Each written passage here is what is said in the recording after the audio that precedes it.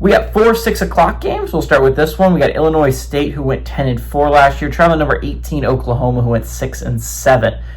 Not very often you see a top 25 team have a losing record the year previous, but they're favored by 35.5 points on ESPN+. Jackson Arnold went 154-246 last year, threw for 1,421 yards, 12 touchdowns, 5 interceptions. Javonte Barnes had 122 carries for 577 yards and 5 touchdowns.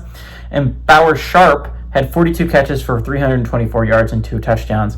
And Oklahoma needs to get on their A game pretty quickly. They play Michigan next week, and that is going to be a game that could make or break their season. If they can beat Michigan, they can beat the Wolverines with that offense.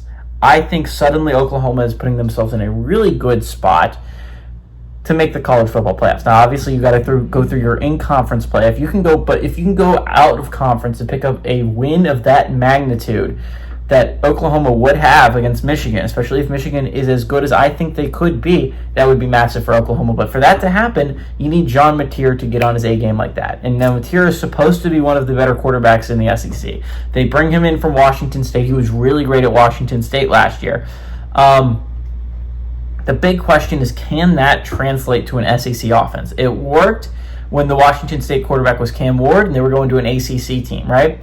But can the John Mateer come to Oklahoma and be able to lead this team?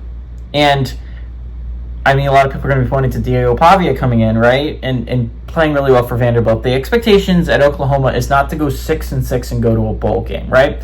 The expectations are much higher at Norman, right? So they need John Mateer to come in and immediately be on his A game, immediately have really great passes, and immediately this game has to be a tune-up game for a very, very big game next week. And we'll get into that game a lot sooner, a lot more in detail next week. But Oklahoma, this is a massive game for them to get ready. And I think they do. I think Mateer is going to be pretty good in his first start against an FCS opponent.